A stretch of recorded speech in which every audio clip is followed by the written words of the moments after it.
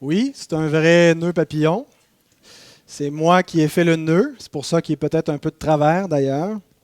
J'espère que ça ne vous déconcentrera pas, mais au fil des semaines, je devrais apprendre à les faire de mieux en mieux. Alors que le Seigneur puisse nous bénir ce matin, alors que nous sommes réunis pour lui offrir nos cœurs, lui offrir notre adoration, notre amour, notre reconnaissance, mais aussi pour recevoir sa parole, recevoir ce qu'il veut nous dire. Que le Seigneur bénisse sa bonne parole. Dans les 5 premiers messages de cette série expositoire sur l'Évangile de Matthieu, on a contemplé notre Sauveur. On a contemplé Jésus, le Fils de Dieu.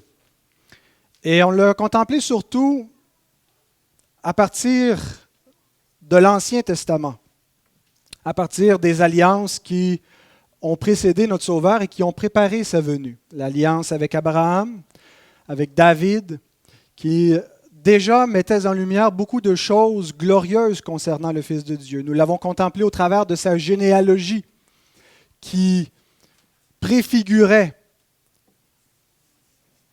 la gloire de notre Sauveur, qu'il venait pour des pécheurs comme nous. Et donc ce matin, nous allons le contempler alors qu'il n'est plus seulement préfiguré dans l'histoire. On va le contempler à partir du moment où il s'incarne, où il vient dans ce monde accomplir une œuvre, révéler l'amour de Dieu, manifester cet amour concrètement en action et en vérité. Alors je vous invite à vous lever pour la lecture de la parole de Dieu qui sera tirée de Matthieu chapitre 1. Nous allons lire les versets 18 à 25. La parole du Seigneur.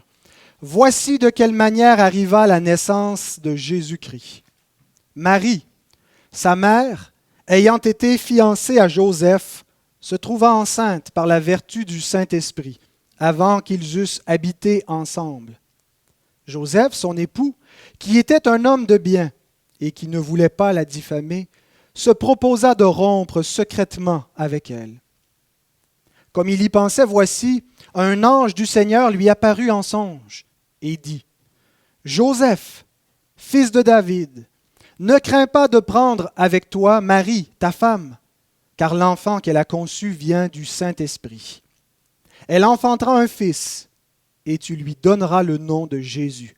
C'est lui qui sauvera son peuple de ses péchés. » Tout cela arriva afin que s'accomplisse ce que le Seigneur avait annoncé par le prophète. Voici, la Vierge sera enceinte, elle enfantera un fils, et on lui donnera le nom d'Emmanuel, ce qui signifie Dieu avec nous. Joseph s'étant réveillé, fit ce que l'ange du Seigneur lui avait ordonné, et il prit sa femme avec lui. Mais il ne la connut point, jusqu'à ce qu'elle eût enfanté un fils, auquel il donna le nom de Jésus. Notre Père, merci pour ta parole. Merci pour l'histoire glorieuse, l'histoire d'amour qu'elle nous raconte, Seigneur. Et nous te prions ce matin que par ton esprit, cette histoire ne soit pas seulement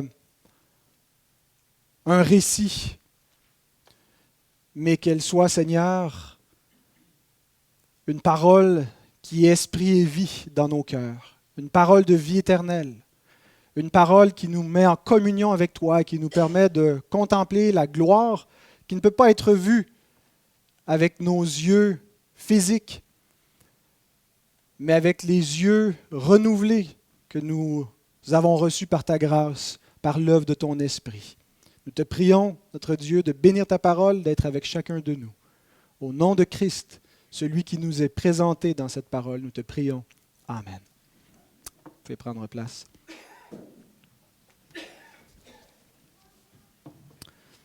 Alors, ce récit nous raconte une naissance qui n'est pas comme les autres, une naissance extraordinaire, unique, une naissance virginale. Et cette naissance, en fait, elle est importante parce qu'elle révèle un enfant prodigieux. Un enfant où ce qui nous est annoncé le concernant est merveilleux et extraordinaire. Quand on lit un livre, pour nous aider à suivre le déroulement, une façon qui aide, c'est de toujours garder un œil sur la table des matières pour savoir où on s'en va. Alors, où on s'en va en ce moment avec l'évangile de Matthieu? J'ai un petit bout de la table des matières ici à vous présenter. Ça nous aide donc de faire la pause avant de regarder notre texte pour voir comment il s'inscrit. Matthieu 1 et Matthieu 2, on a les récits de la nativité, ce qui se passe pendant que Jésus est enfant. Et je crois qu'on peut diviser ces récits, tous les versets qu'on retrouve dans ces récits, en 5 sections qui sont un peu 5 preuves à partir de la nativité de Jésus, 5 preuves qu'il est le Messie, qu'il est celui qu'Israël attendait. La première section, versets 18 à 25, que nous venons de lire, nous présente la naissance miraculeuse du Messie telle qu'elle était annoncée. Et elle nous montre quelque chose de très important, que Joseph accepte Jésus comme son fils. Il l'adopte. Et donc, on voit peut-être ici une image du vrai Salomon, du vrai fils de David, Jésus. La deuxième section, à partir du chapitre 2, versets 1 à 12, nous présente la visite des mages, les rois qui vont venir, les nations qui vont venir, qui sont en dehors d'Israël, qui viennent adorer le Sauveur d'Israël. Et il nous montre quelque chose d'important concernant le Messie, c'est qu'il devait naître dans la cité de David, naître à Bethléem. Jésus nous est présenté comme le vrai David. Ensuite, un peu plus loin, versets 13 à 15, Dieu appelle son fils hors de l'Égypte. Il s'est réfugié temporairement pour trouver protection du roi Hérode qui en voulait à sa vie, voulait le faire périr. Et Dieu appelle son fils hors de l'Égypte. Et nous voyons que Jésus est le vrai Israël qui a été appelé hors de l'Égypte. Ensuite, versets 16 à 18, Hérode fait tuer tous les enfants mâles. Jésus est le vrai Moïse. On se souvient à la naissance de Moïse, comment il a été réchappé de ce décret du Pharaon qui voulait faire tuer tous les enfants mâles. Il y a une récapitulation de l'histoire avec la venue du Fils de Dieu qui reprend l'histoire d'Israël et qui est donc le vrai Moïse, le vrai Israël, le vrai David, le vrai Salomon. Et finalement, une dernière section avant d'entrer dans la prédication de Jean-Baptiste et le ministère public de Jésus, un passage donc qui vient clore l'enfance de notre Seigneur. On n'a rien entre les deux, à part un petit extrait dans l'Évangile de Jean, mais qui amène une précision importante que le Messie devait aussi être galiléen. Alors, il semblait pratiquement y avoir une contradiction dans les prophéties faites à son sujet. Il devait naître à Bethléem. Bethléem n'est pas en Galilée, c'est en Judée. Il naît donc à Bethléem, mais en même temps, les prophètes annonçaient qu'il sera appelé Galiléen. Et donc, Matthieu nous montre qu'il accomplit cela également. Alors, 5 preuves que Jésus est le Christ, est le Messie. Alors voilà pour la table des matières, ça nous aide à voir un petit peu où est-ce qu'on s'en va. Alors nous prenons donc la première section qu'on a lue, versets 18 à 25, où on voit la naissance virginale de Jésus, une naissance miraculeuse pour un fils prodigieux.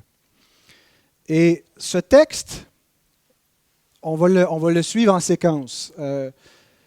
On a d'abord une mise en contexte. Comme une introduction, les 2 premiers versets, 18-19, nous met en contexte. Qu'est-ce qui se passe? Versets 20 à 23, c'est le cœur de notre texte, c'est l'ange qui vient et qui parle à Joseph et qui nous apprend des choses extrêmement importantes sur l'enfant que Marie porte. Et versets 24-25, on voit l'obéissance de Joseph. Alors nous allons y aller dans cet ordre-là, dans ces 3 séquences, en passant plus de temps sur la partie centrale. Alors la mise en contexte nous apprend qu'il y avait une vierge du nom de Marie qui avait été fiancée à Joseph. À l'époque, les fiançailles avaient généralement lieu entre l'âge de 12 à 16 ans. C'était beaucoup plus tôt que dans notre culture à nous, mais donc les gens étaient matures plus vite. L'adolescence n'existait pas dans ce temps-là. On devenait adulte pratiquement à la puberté, tout n'était pas encore réglé, mais donc de 12 à 16 ans, généralement, une jeune femme pouvait être fiancée. Et ce n'était pas comme nos fiançailles, comme nous avons à notre époque, où nos fiançailles, c'est un engagement plus ou moins formel, mais qui peut être rompu tout simplement comme quand quelqu'un casse avec sa blonde ou son chum. Hein. Je casse. Et donc, on ne se marie pas. Il y avait quelque chose de beaucoup plus formel avec les fiançailles au premier siècle. C'était pratiquement un mariage. Les deux étaient considérés déjà comme des époux, c'était engagé. On ne pouvait pas simplement rompre par une simple parole. Il fallait, si le mariage était rompu, avoir une lettre de divorce. Puis il fallait qu'il y ait une raison. On ne changeait pas d'idée comme ça. C'était donc pratiquement un mariage, mais ce n'était pas encore un mariage. Pendant cette période de fiançailles, la première année, la femme vivait encore chez ses parents, chez son père, était sous l'autorité de son père avant de venir dans la maison de son mari et d'être sous l'autorité de son mari. Et c'était une année où le mari pouvait ramasser l'argent nécessaire pour la dot et pour préparer la grande fête qui allait se célébrer. Et ce qui était vraiment la cérémonie de mariage, c'est que la femme changeait de maison, ni plus ni moins. Et une fois qu'elle est dans la maison de son mari, elle est officiellement sa femme. Donc, pendant cette période-là, les époux n'habitaient pas ensemble et c'était mal vu d'avoir des relations sexuelles de cette période-là, même si ils étaient pratiquement légalement des époux. Et donc, c'est ce qu'on voit. Ils sont dans cette période de fiançailles. Il l'appelle sa femme, son mari dans le texte. Et le texte ajoute un élément assez important. Pendant cette période de fiançailles, Marie se trouva enceinte. Alors qu'ils n'avaient pas vécu ensemble, et c'est un euphémisme pour dire qu'il n'a pas connu sa femme, qui est aussi un euphémisme. Marie habitait à Nazareth, en Galilée. L'ange Gabriel est venu la visiter, lui annonce que sa parente Élisabeth, qui était avancée en âge, est dans son 6e mois de grossesse et lui dit que le Seigneur accorde une faveur extraordinaire à Marie, celle d'envoyer son propre Fils, le Sauveur du monde, le Messie promis en elle. Et donc Marie se questionne, comment cela se peut-il? Je ne connais point d'homme. Elle est fiancée, mais elle n'est pas encore dans la maison de Joseph. Et donc, l'ange lui dit que le Saint-Esprit va créer en elle, va concevoir l'enfant en son sein. Et à ce moment-là, Marie s'en va rejoindre sa parente Élisabeth et elle va habiter avec elle pour les 3 premiers mois de sa grossesse. Et au terme de 3 mois, elle retourne chez elle. C'est ce qu'on apprend dans l'évangile de Luc. Matthieu nous raconte l'histoire de la perspective de Joseph et Luc nous le raconte de la perspective de Marie. Et c'est probablement au retour de Marie que Joseph apprend qu'elle est enceinte. Le texte nous dit « elle fut trouvée enceinte », il y a l'idée que ça commençait à paraître. Elle a 3 mois de grossesse et donc il y a une évidence. Et là, on voit le dilemme de notre frère Joseph. On peut certainement imaginer que Marie lui a donné des explications. Le texte ne nous rapporte pas qu'il y a eu une conversation, mais Joseph a appris qu'elle était enceinte, il a dû voir qu'il se passait quelque chose. Marie lui a probablement expliqué ce qui s'est passé, que l'ange Gabriel avait visité, et c'est comme ça qu'elle est devenue enceinte. Et Joseph a eu de la difficulté à croire cette histoire-là. Jamais on n'a entendu une telle chose. Et donc, il suspecte que pendant son voyage dans sa famille, Marie a commis l'adultère.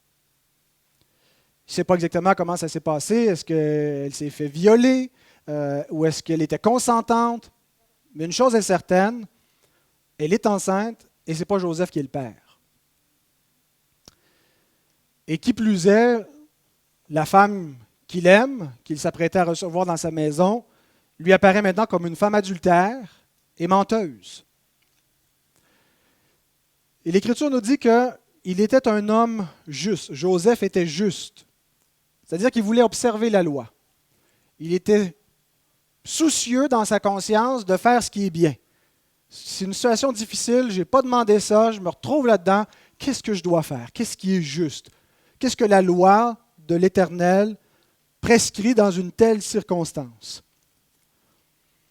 Le texte ne nous dit pas qu'il était également un homme bon, mais on peut le supposer, puisque le texte nous dit qu'il voulait la répudier, parce que c'était ce qui était juste à faire, à ses yeux. Elle a commis un adultère, elle est enceinte, ce n'est pas moi qui est le père, elle est ma femme.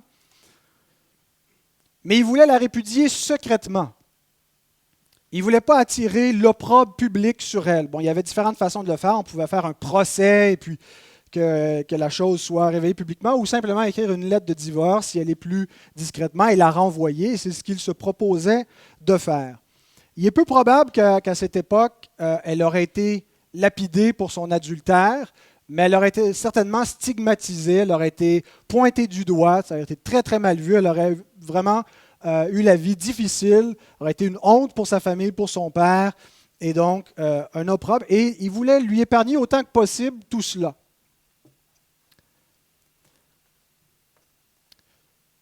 Alors Joseph réfléchit, a dû prier, chercher la face du Seigneur. Et on voit donc dans son exemple, si on peut faire déjà une application pour nous-mêmes, dans des situations difficiles, dans des situations qu'on n'a pas demandé, qui nous arrivent comme ça dans les bras, puis on ne sait pas comment agir. Qu'est-ce qui est bien? Comment faire ce qui est juste, mais en même temps montrer de la bonté? Attendons-nous au Seigneur. Cherchons la face du Seigneur. Cherchons sa délivrance. N'agissons pas avec précipitation. Et donc, on arrive à la deuxième partie de notre texte, les paroles de l'ange, versets 20 à 23. C'est le point tournant dans l'histoire et c'est le point tournant pour Joseph. Et c'est le cœur du récit. On va relire les versets 20 à 23, Matthieu 1, 20 à 23. Comme il y pensait, comme il pensait à tout cela et à la répudier secrètement, voici, un ange du Seigneur lui apparut en songe et dit, Joseph, fils de David, ne crains pas de prendre avec toi Marie, ta femme, car l'enfant qu'elle a conçu vient du Saint-Esprit. Elle enfantera un fils et tu lui donneras le nom de Jésus. C'est lui qui sauvera son peuple de ses péchés. Tout cela arriva afin que s'accomplisse ce que le Seigneur avait annoncé par le prophète. Voici la Vierge sera enceinte, elle enfantera un fils et on lui donnera le nom d'Emmanuel, ce qui signifie Dieu avec nous.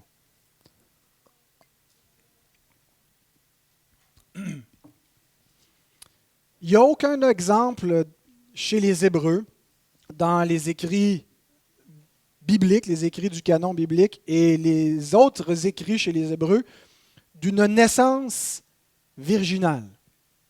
Il y a plusieurs exemples de naissance providentielle où, on le voit avec notre père Abraham, sa femme était stérile, ils étaient avancés en âge, il n'y avait plus la possibilité d'avoir un enfant, et pourtant il y a la promesse d'un fils par lequel vient le salut pour les nations, une promesse qui a été donnée avant Abraham, qu'un fils viendrait écraser la tête du serpent, Genèse 3,15, et Dieu fait une œuvre miraculeuse, par une voie naturelle, mais néanmoins un miracle. Ce n'était pas une naissance virginale, mais c'était une naissance quand même miraculeuse, providentielle. On le voit aussi avec Isaac et Rebecca, et à différents moments dans l'histoire. Et tout ça pointe vers la naissance miraculeuse, qui n'est pas comme les autres, puisqu'elle est une naissance virginale. On verra un peu plus loin pourquoi il en était ainsi. La première chose que l'ange dit à Joseph, il le nomme. Joseph, fils de David. Il lui donne un titre. Et ce titre, dans les évangiles, est toujours réservé à Jésus. C'est toujours Jésus qui est appelé fils de David. Fils de David, aie pitié de nous. Les gens s'adressaient à lui, sachant qu'il est un fils de David. Mais pas simplement un fils, le fils de David, on a vu dans le dernier message, qu'est-ce que ça signifiait, fils de David. Mais maintenant, ce titre est appliqué à Joseph. Et on doit comprendre que c'est par Joseph que Jésus obtient ce titre. C'est par Joseph que Jésus lui-même a un droit légal à la lignée de David. Il peut être un descendant par sa mère, elle est probablement une fille de David, mais c'est de père en fils que se faisait la lignée davidique. Et donc, on voit c'est quoi l'enjeu dans la parole que l'ange adresse à Joseph. Si Joseph répudie Marie, Jésus n'est pas le fils de David. Suivez? Si Joseph répudie Marie, cette lignée, ce trône promis à un fils de David, les prophéties sont compromises. Et Dieu a annoncé des choses extraordinaires. Il a dit ceci par le prophète Jérémie, chapitre 23, versets 5 à 6. « Voici les jours viennent, dit l'Éternel, où je susciterai à David un germe juste. Il régnera en roi et prospérera. Il pratiquera la justice et l'équité dans le pays. En son temps, Juda sera sauvé. Israël aura la sécurité dans sa demeure, et voici le nom dont on l'appellera l'Éternel, notre justice. » Il y a vraiment beaucoup de noms, cet enfant-là. L'Éternel, notre justice. Un germe que l'Éternel va susciter à David. Un fils qui va régner, qui va prospérer, qui va sauver Israël. Et donc, Matthieu nous montre que Jésus est le descendant légitime de David.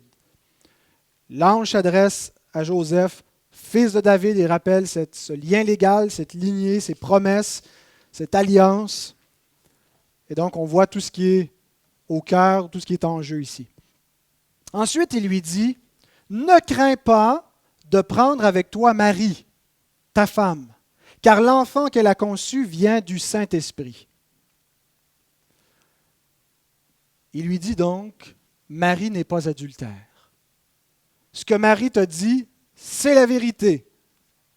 L'enfant qu'elle porte, c'est le Fils de Dieu. Et il vient du Saint-Esprit.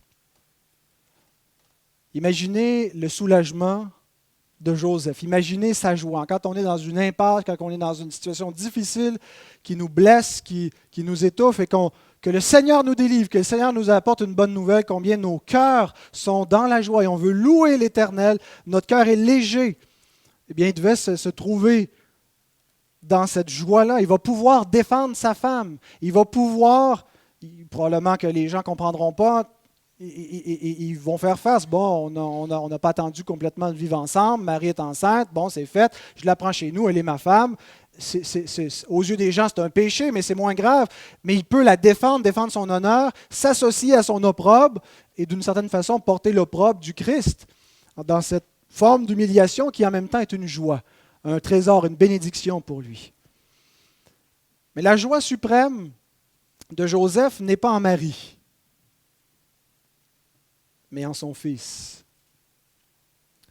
Je ne pense pas qu'il y a de gens, des gens encore foncièrement catholiques romains parmi nous, mais je le dis pour certains qui pourraient peut-être nous écouter à la radio, notre joie ne doit pas être Marie, la Vierge, mais le Fils qu'elle porte, qui est le Fils de Dieu. Il est le sujet de joie dans ce récit qui nous est rapporté. Et ça devait être la joie de Joseph. C'est une joie de savoir que sa femme n'est pas adultère et de pouvoir l'aimer, de la prendre comme sa femme. Mais lorsqu'il entend ce qui suit, ce qui concerne l'enfant qu'elle porte, c'est là où est le véritable trésor. Le bonheur qui dépasse simplement les circonstances de la vie de Joseph. Ce n'est pas simplement, quand on a un enfant, on se réjouit comme parents, c'est notre enfant, c'est notre trésor, c'est notre bénédiction. Les gens se réjouissent avec nous, mais c'est les parents. Mais cet enfant n'est pas seulement donné à Joseph et à Marie. Il est donné au monde. Et c'est un trésor dans lequel nous aussi, on doit se réjouir, à cause de ce qui nous est dit. Qui est cet enfant? Et c'est la question la plus importante qu'on puisse se poser. C'est la question à laquelle on doit se situer. Chaque être humain, qui est-il? Parce que l'opinion qu'on a de lui, ce qu'on pense par rapport à cet enfant, change tout. Ça détermine notre existence actuelle et notre existence dans le siècle à venir. Alors pour beaucoup de gens qui négligent cette histoire, c'est des contes de fées intéressants de la tradition judéo-chrétienne. On fête Noël, un sauveur, mais pour eux, c'est Jésus en dessous du sapin de Noël, ça s'arrête là. Ils ne vont pas plus loin pour se demander quelle importance ça doit avoir pour eux. Cet enfant vient du Saint-Esprit. Il ne vient pas comme toutes les autres naissances, tous les autres enfants. Il n'est pas normal. Il est anormal, mais dans le bon sens. Dans le sens qu'il est extraordinaire. Il sort complètement de l'ordinaire. Dieu est en train de faire quelque chose ici qui passe inaperçu, qui ne vient pas avec tambour et trompette, avec beaucoup d'éclat, mais dans un acte simple, une grossesse, une naissance, un bébé, Dieu recrée l'humanité. Le texte nous dit qu'il accomplit ce qui a été annoncé par le prophète. Imaginez un ange vous apparaît et vous cite les Écritures concernant votre propre enfant. Joseph devait trouver qu'il y avait quelque chose de mystérieux, de vraiment excitant. Il se passe quelque chose. On est à un moment où il y a un accomplissement des temps. Il y a une attente depuis longtemps. Joseph ne s'attendait pas à ce que ce qui est attendu depuis des siècles est en train de lui arriver. Il vit ce moment.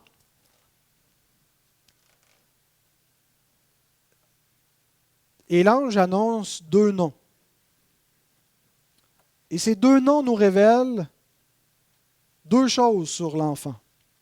Sa mission et son identité. Le premier nom nous révèle sa mission, Jésus. Remarquez au verset 21, qu'est-ce qui est dit. L'ange nous dit pourquoi il va l'appeler Jésus. Nous, on donne des noms parce qu'on trouve qu'il y a une belle assonance, on aime comment ça sonne, mais dans l'Écriture, généralement, les noms veulent dire quelque chose, viennent avec un événement, avec une prophétie, il y a un sens. Tu lui donneras le nom de Jésus, car, et dans la Louis II 1910, le car n'est pas là, mais il est dans le texte grec. Et la révision de la Louis II, le car est là, donc il y a un lien. Pourquoi tu vas l'appeler Jésus? Parce que c'est lui qui sauvera son peuple de ses péchés. Jésus. Jésus en grec, qui est une traduction du nom hébreu araméen Yeshua. C'est le même nom que Josué, qui veut dire l'Éternel sauve. Seul Dieu sauve. Dans le nom de notre Seigneur, nous est rappelé que c'est Dieu qui nous sauve. L'homme ne peut pas se sauver. Et dans l'histoire de la rédemption, Dieu a voulu que son peuple comprenne ça, que le salut se trouve en l'Éternel des armées. C'est l'Éternel qui délivre. Ce n'est pas une grande armée qui sauve le roi. C'est Dieu qui sauve. Et il le fait dans des saluts temporels, dans des actions militaires, dans des miracles, dans l'histoire. Mais tout ça pointait vers le salut éternel. C'est l'Éternel qui sauve.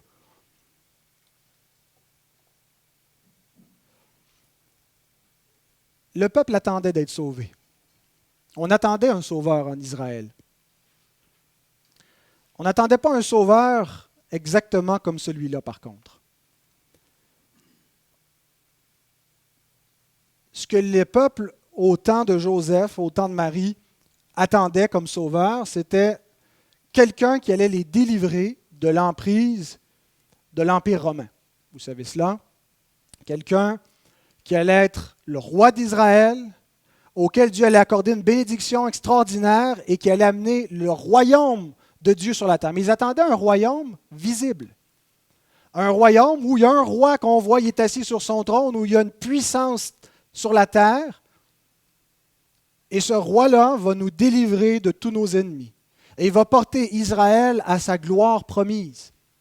Il va nous libérer de l'emprise, du joug des païens, et c'est Israël qui va régner sur la terre. Et les nations vont affluer au trône de ce roi qui est attendu. C'est le Messie qu'ils attendaient. Mais l'Écriture nous dit, c'est lui qui sauvera son peuple de ses péchés. Et je méditais l'Écriture cette semaine en préparant cela, et je trouve qu'on est souvent comme les Israélites. On veut que Dieu nous sauve et on attend un salut terrestre. On veut que Dieu nous sauve de notre souffrance dans notre corps. On veut qu'il nous sauve dans nos circonstances difficiles, tristes. On veut qu'il nous sauve de notre pauvreté, qu'il nous sauve en nous donnant un travail, en nous donnant l'argent, qu'il nous sauve, qu'il nous guérisse de notre maladie, qu'il nous sauve de notre mariage qui bat de l'aile, de nos circonstances éprouvantes. Et on doit s'attendre au Seigneur pour qu'il nous sauve dans tout cela. Mais on ne doit pas faire comme Israël a fait. Mettre le salut temporel devant le salut éternel. On doit pas, notre foi en Dieu ne doit pas dépendre d'un salut circonstanciel dans notre vie. Et dire, si Dieu me sauve de cette épreuve, si Dieu m'accorde cette délivrance que je lui demande, je mets ma foi en lui. Parce que vous savez quoi? Israël a manqué son Messie. Parce qu'il n'a pas apporté le salut qu'ils espéraient de lui. Ils espéraient une autre délivrance et ils n'ont pas vu qu'ils avaient besoin d'être sauvés d'eux-mêmes, sauvés de leurs péchés, sauvés de la colère de Dieu à cause de leurs péchés. Ils voulaient être sauvés d'autre chose. Et ce n'est pas que Dieu ne peut pas nous sauver d'autre chose, mais si on met ces autres choses devant le salut que Dieu nous apporte, on passe à côté. Notre plus grand ennemi, ce n'est pas les autres. Ce n'est pas les circonstances heureuses que les autres ont, tandis que nous, on a quelque chose de minable, de pitoyable, et on désirait avoir ce que les autres ont. On n'a pas besoin d'être sauvé des autres, on n'a pas besoin d'être sauvé premièrement de nos circonstances. Notre plus grand ennemi, c'est notre propre péché, pour lequel on est coupable. On est aussi victime, on est né avec, on en est esclave et on a besoin d'en être sauvé. Et c'est le péché qui nous rend misérables, qui nous rend malheureux, qui nous rend dépendants des autres personnes, dépendants de substances, dépendants de l'alcool, dépendants d'une forme déviée de sexualité. Notre péché. Et on peut demander au Seigneur de nous délivrer, de nous apporter toutes sortes de délivrances qu'on espère en lui. Mais espérons premièrement d'être délivrés de notre péché, en étant pardonnés, en étant réconciliés avec Dieu.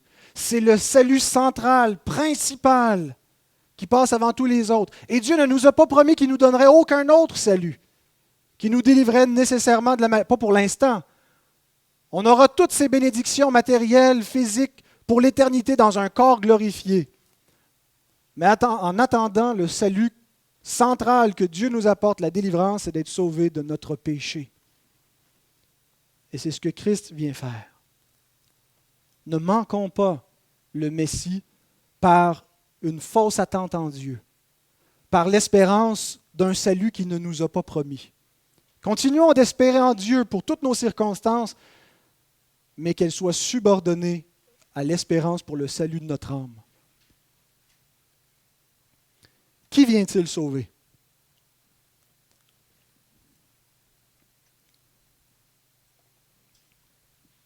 C'est lui qui sauvera son peuple. Intéressant, n'est-ce pas? Il vient sauver son peuple.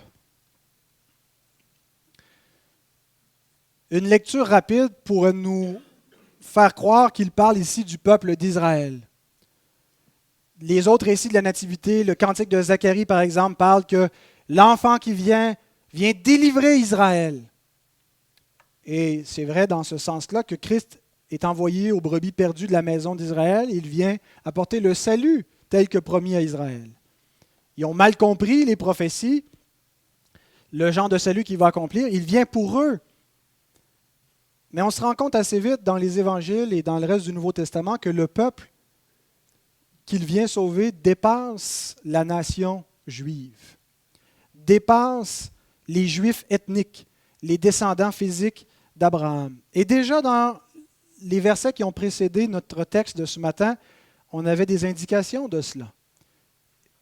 Le fils d'Abraham, Jésus-Christ de Nazareth, fils d'Abraham. Le fils d'Abraham en lequel toutes les nations de la terre seront bénies.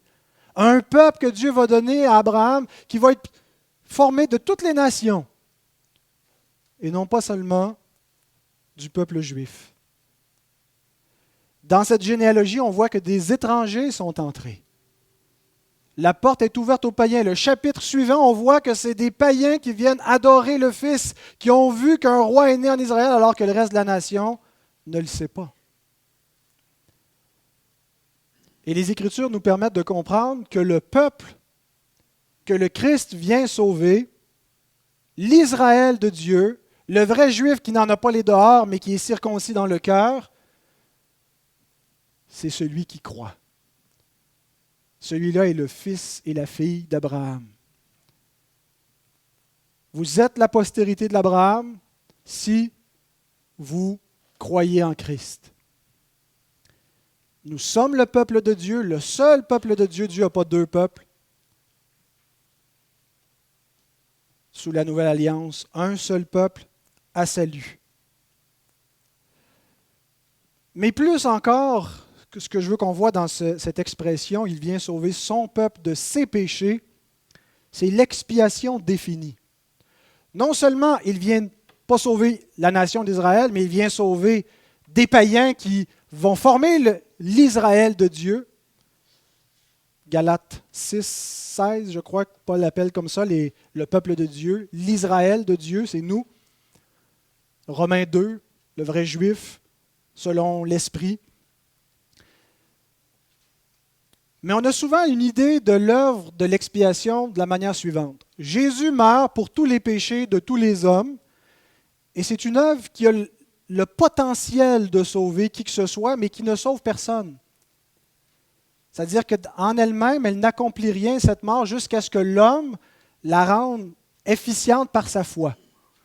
Donc, Jésus n'expie pas le péché ou ne sauve pas efficacement qui que ce soit, mais il rend le salut possible. Mais ce n'est pas ce que l'Écriture dit. Il meurt spécifiquement pour expier des péchés. Et en faisant ça, il accomplit le salut, il scelle la rédemption et il le fait envers une totalité d'individus qui sont son peuple. Et l'Écriture nous montre que son peuple lui a été donné avant la fondation du monde. Les élus que le Père m'a donnés. Il vient mourir pour son épouse, il vient donner sa vie pour ses brebis. Si vous êtes à Christ, vous devez comprendre l'élément particulier de la rédemption. Ce n'est pas vous qui vous êtes mis dans ce peuple de Dieu, mais c'est une grâce. C'était particulièrement destiné à vous. Votre nom était inscrit. C'est l'élection de Dieu. Et Jésus vient racheter ce peuple, vient mourir pour cette totalité qui lui est donnée. Voilà sa mission qui nous est donnée en un mot dans son nom. Yeshua, l'Éternel sauve. Il y a un deuxième nom qui est ajouté qui est Emmanuel. Tout cela s'accomplit ou arriva afin que s'accomplisse ce que Dieu a annoncé par le prophète. C'est le prophète Ésaïe, Ésaïe 7, 14, mais on peut lire juste le verset 23, Matthieu 1, 23. « Voici la Vierge sera enceinte. Elle enfantera un fils et on lui donnera le nom d'Emmanuel, ce qui signifie Dieu avec nous. » Matthieu interprète le nom, Emmanuel. Si vous lisez la prophétie dans Ésaïe 7,14, ça dit simplement qu'elle lui donnera un nom, elle va l'appeler Emmanuel, mais ça ne dit pas ce qui signifie Dieu avec nous. Les Hébreux le savaient, Emmanuel, en le disant, Emmanuel, ça veut dire Dieu avec nous. Alors sinon, il aurait dit Emmanuel, ce qui signifie Emmanuel. Donc, il n'y avait pas besoin d'interpréter, mais il l'interprète pour nous. Et je pense que ce nom est beaucoup... En fait, j'affirme, et ce n'est pas moi qui l'affirme, mais c'est la parole de Dieu qui nous montre que ce n'est pas seulement symbolique. Il y a toutes sortes de noms qui nous annoncent quelque chose que l'Éternel va faire. Mais ici, c'est littéral. Ce n'est pas seulement que Dieu va être avec cet enfant, mais c'est que cet enfant est Dieu. Il est Dieu. Dieu est avec nous. Et nous devons lier les deux noms ensemble.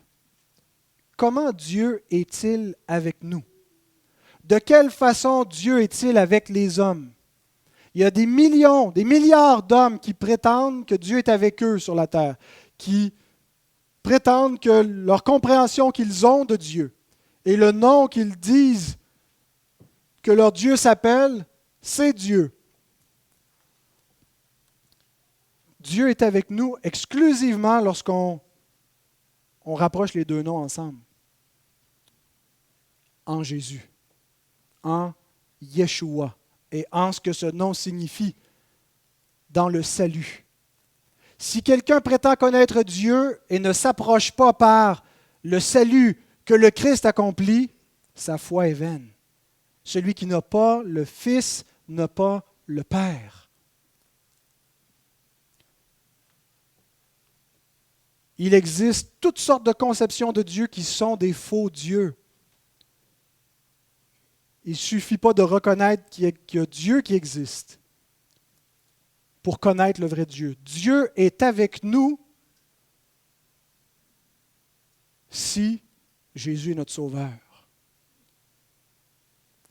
Et c'est exclusivement ainsi que Dieu est venu avec nous.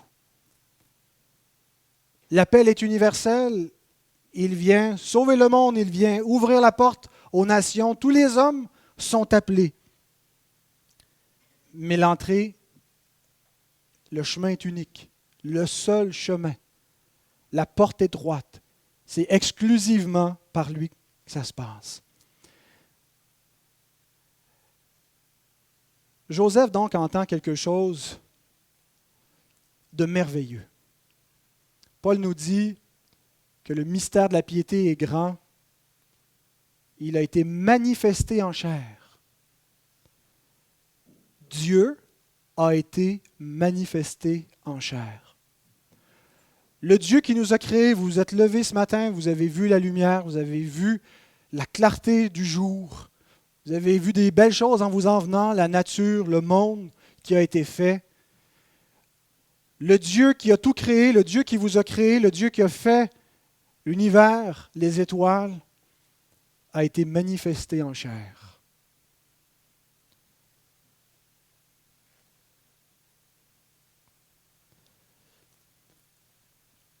Vous avez peut-être noté, je ne sais pas si vous étudiez dans la semaine les textes qui sont annoncés, qui vont être les textes de prédication, mais vous avez peut-être comparé Ésaïe 7,14 et Matthieu 1,23, la prophétie concernant Emmanuel. Il y a une différence entre les deux. Avez-vous remarqué? Quelqu'un voit-il la différence? Quelque chose, un petit détail, mais qui est important.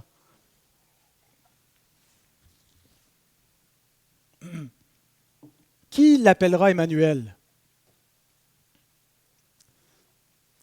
Sa mère? Ouais, ben, lui, le second traduit « on lui donnera », mais c'est « ils lui donneront » ici. C'est intéressant parce que Matthieu ne cite pas exactement la prophétie telle qu'elle se présente dans Ésaïe 7,14. Dans Ésaïe 7, c'est sa mère qui l'appellera Emmanuel.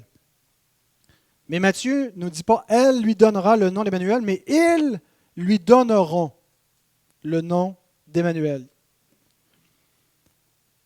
Et ce « il », je pense qu'il faut le rapprocher du verset 21, c'est son peuple. son peuple va le reconnaître comme Dieu avec nous. Alors, ce n'est pas qu'il a falsifié l'Écriture, les deux choses sont vraies. Elle lui donne le nom d'Emmanuel, elle reconnaît que ce salut, c'est Dieu avec nous. Mais ça dépasse, cette bénédiction n'est pas donnée seulement à Marie et à Joseph, mais elle concerne aussi son peuple au verset 21, c'est nous. Nous sommes concernés. Nous ne faisons pas seulement lire l'histoire de la naissance d'une famille en Israël il y a longtemps. Nous sommes dans ce texte. Nous sommes ce peuple qui clamons un droit, un privilège ici, qui réclamons pour nous le privilège de confesser le nom de cet enfant, notre Sauveur, Emmanuel. Dieu est avec nous. Alors Jésus nous donne la mission, il sauvera son peuple de ses péchés, et Emmanuel nous donne son identité. Qui est-il? C'est l'Éternel, c'est Dieu avec nous. Terminons avec les deux derniers versets, 24 et 25, où on voit l'obéissance de Joseph. Joseph, s'étant réveillé, fit ce que l'ange du Seigneur lui avait ordonné. Et il prit sa femme avec lui, mais il ne la connut point jusqu'à ce qu'elle eût enfanté un fils auquel il donna le nom de Jésus. Joseph obéit. Et c'est toujours comme ça que se manifeste la foi. Pourquoi Joseph a obéi? Parce qu'il a cru. Si Joseph n'a pas cru les paroles de l'ange, il n'obéira pas. S'il continue de croire que Marie est adultère, il va la répudier. Il croit ce que l'ange lui a dit. Et qu'est-ce que l'ange lui a dit? Que cet enfant-là venait d'en haut, venait du Saint-Esprit. Et que c'est l'enfant qui a été promis depuis Genèse 3,15. L'enfant qui va écraser la tête du serpent. La postérité de la femme. Le Sauveur. Joseph obéit parce qu'il croit ce qu'il a dit, ce que l'ange lui a dit. Et s'il croit ce que l'ange lui a dit, ça veut dire qu'il croit en son fils. Il croit en cet enfant. Il met sa foi dans le salut qui lui est présenté, qui n'est plus maintenant sous la forme d'une promesse à venir, qui n'est plus sous les ombres et les types de l'Ancien Testament, mais qui est entré dans l'histoire. C'est le moment de l'incarnation. Ta femme porte le salut en elle. Et il a confiance en Jésus. Et c'est pourquoi il obéit.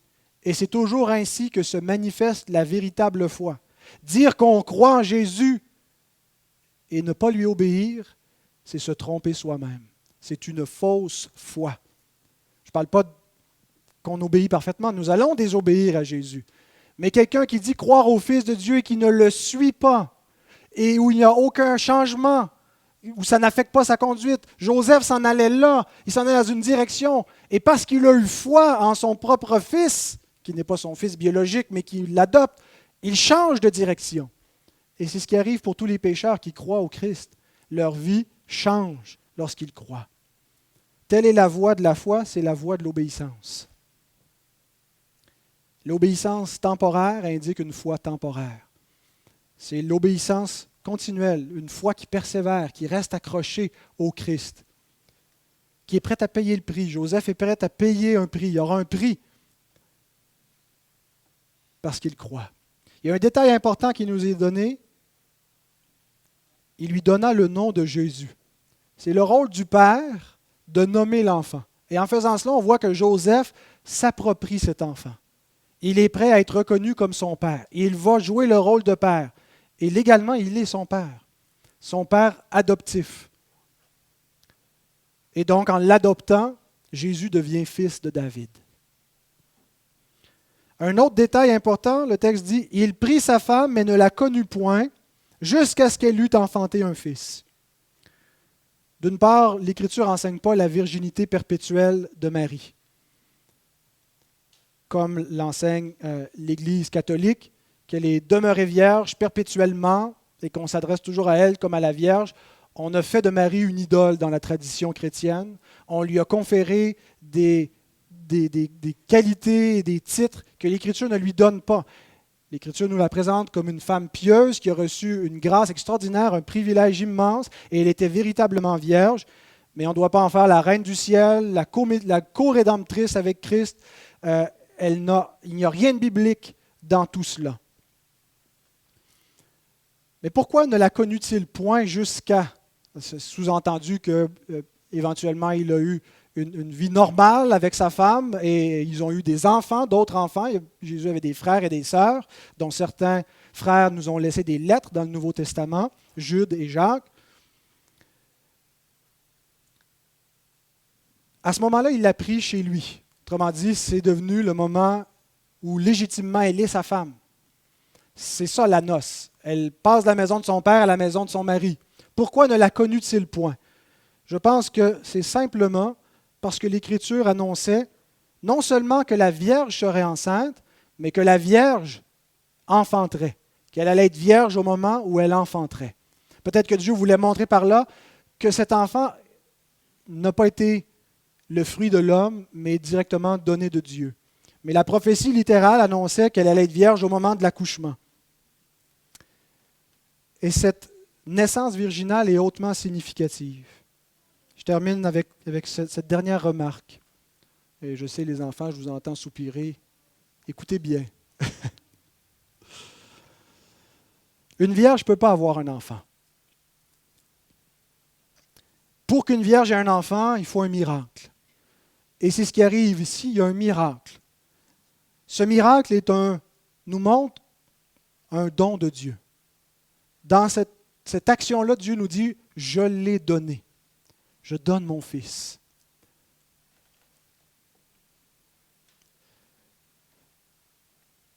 Et ce qu'on voit dans cette naissance, Dieu aurait pu le donner par une naissance normale, par l'intermédiaire de Joseph, qui serait venu vers sa femme.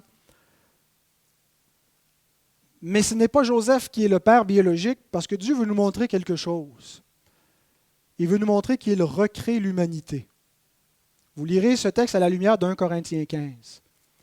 Le premier homme est de la terre, le deuxième homme, le deuxième Adam est du ciel. Il est envoyé, il est créé en la femme par l'Esprit Saint.